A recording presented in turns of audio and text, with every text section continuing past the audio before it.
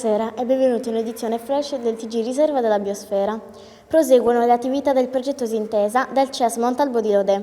Il 4 novembre gli alunni della scuola secondaria di primo grado di Lodè, insieme al personale di Agenzia Forestas, hanno provveduto a una riqualificazione ambientale di spazi pubblici attraverso la piantumazione di lavande e di rosmarino. Antonello Moreddu e Giovanni Bussu, specializzati nell'attività di comunicazione ambientale, hanno avviato la mattinata con una lezione all'aperto sulle funzioni dell'agenzia stessa nel territorio, sulla biodiversità e sulla funzione delle foreste e sulla tematica degli incendi boschivi, sull'importanza della messa a dimora delle piante autoctone e i pericoli creati da piante aliene come l'ailanto. La settimana successiva gli stessi alunni hanno incontrato Mario Pilastru, ricercatore del Dipartimento di Idraulica della Facoltà di Agraria dell'Università di Sassari, e Melchiorre Pala, ispettore superiore, comandante della stazione di Lula del Corpo Forestale e di Vigilanza Ambientale.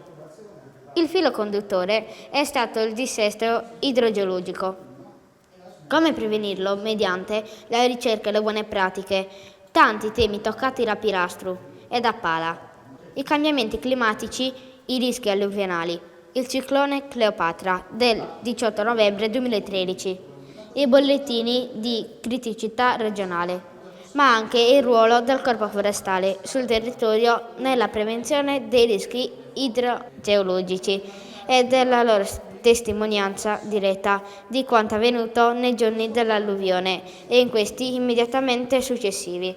Per questa edizione del TG della Riserva è tutto. Vi auguriamo una cordiale buona giornata.